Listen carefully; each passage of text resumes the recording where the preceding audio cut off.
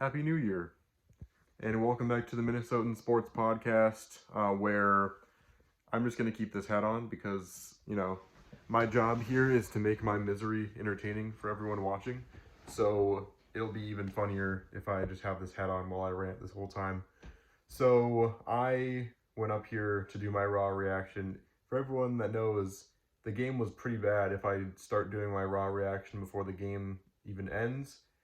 It's about, 8 minutes left in this game, and it's 30-10 Packers. So I don't know what the exact final score will be, but there's some weird clinching scenarios, and I'll still make a video about it this upcoming week because it's fun to still kind of go over, okay, this needs to happen. But yes, there is still technically a way that the Vikings can clinch the playoffs. I know that at the very least, the Seahawks need to lose, the Packers need to lose. I'm pretty sure there's a couple teams below us as well that need to lose. Like, I think the Saints might also need to lose, assuming that they lose the division. I think there's a lot of things that still need to happen, of course, and the Vikings beating the Lions, and they will most likely have their starters in. But, it's pretty much over. There's a chance, but it's pretty much over. And it felt over a while ago, and yet every week things just kept working in our favor more and more to the point where we just kept getting more and more hope that we could still potentially make the playoffs. And we still knew that we were going to get knocked out in the very first round, probably by a lot, but it still was going to be nice to see if this team could find a way to make the playoffs regardless of all the things that went wrong. But it was just a frustrating way to go out. It just kind of felt like everyone gave up in this game. So, Jaren Hall started the game. He was not good. He couldn't do very much down the field at all. Of course, he didn't get a whole lot of help because it kind of felt like our offensive line just reversed to, I understand that it's not completely healthy, but it just felt like our line just completely reverted to what it was like last year, and Jaren Hall had no time to throw, and eventually Nick Mullins came in, and he was better, I will admit, but the offensive line was just horrible. And then all of a sudden, the defense was just like, okay, we'll also revert back to last year. They just completely gave up. That that Green Bay offense Jordan Love looked like Aaron Rodgers out there. And we know that he's not as good as what we saw tonight because we saw how much we stuck it to them at Lambeau in week 8. And so it's just kind of a weird game where all of a sudden the defense was like, we don't really know what football is anymore. We just wide open tackles were missed and just so many things went wrong on the defensive side. Brian Flores continued to rush way more people than it was clear it wasn't working, and he would still just let a wide open. It really looked like Donatel's defense last year. Just for this game, I'm not saying I wish Donatel was back. Brian Flores has done a great job this season, but just a lot of things went wrong. And so now, and also a couple things about the game that kind of went under the radar. Packers fans, first of all, I understand what's all going to come in my comment section. I understand all the things people are going to say, clowning on the Vikings, all that stuff, but come on. Let's be honest. If Kirk Cousins did not get hurt, if we didn't lose TJ Hawkinson, if all the other injuries didn't happen with our team, and I understand all these injuries happen with the Packers too, so let's include that. If the Vikings and Packers were fully healthy from the beginning of the season going into this game, we would have destroyed you. And I know that because we had a pretty much fully healthy team in week 7 or 8 or whatever that was before Kirk ruptures his Achilles, and we kind of killed you. The only reason you stayed in it was because we threw Jaren Hall in his first NFL start or game ever. So just know, sure, celebrate the win. I understand that. The Vikings celebrated the win when we beat the Packers in the 2018 when Rodgers was hurt. But the difference is we were actually good that season, and the Packers are going to get destroyed in the first round. So just be aware of that. I'm embarrassed too for the Vikings, but just be careful with how overconfident you get with this win and throwing in Vikings fans' faces, because I will look forward to watching you get destroyed in the playoffs if you make it. Um, there was a one comment by Chris Collinsworth near the end that rubbed me the wrong way, where he was talking about how, yeah, just kind of felt like, the team didn't really have it. And then he said, and, the crowd just really didn't have it tonight. And it's like, what? Are you kidding me?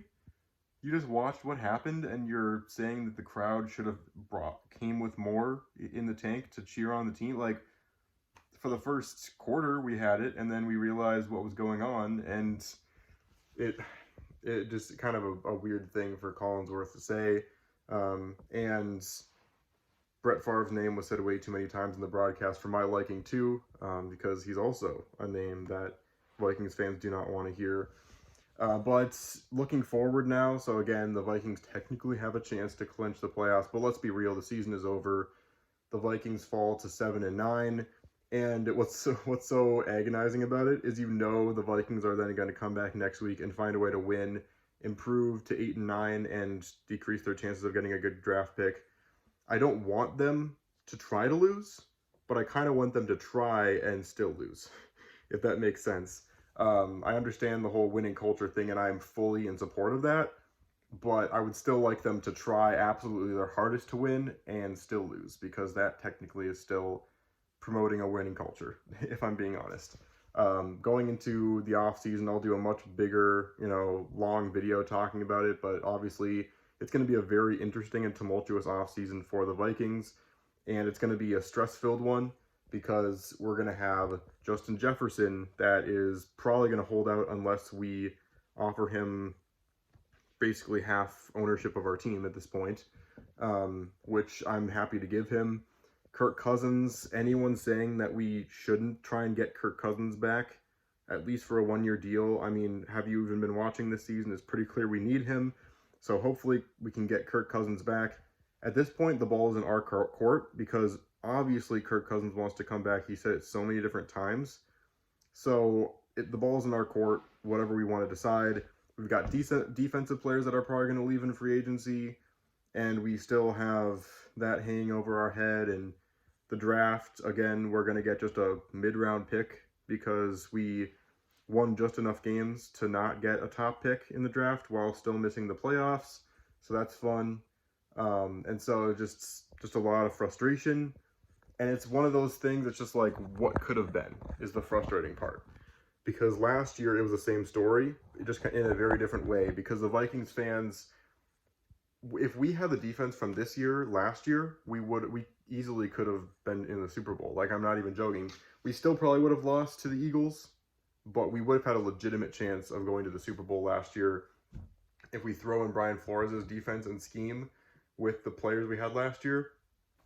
Easily could have been at least an NFC Championship team.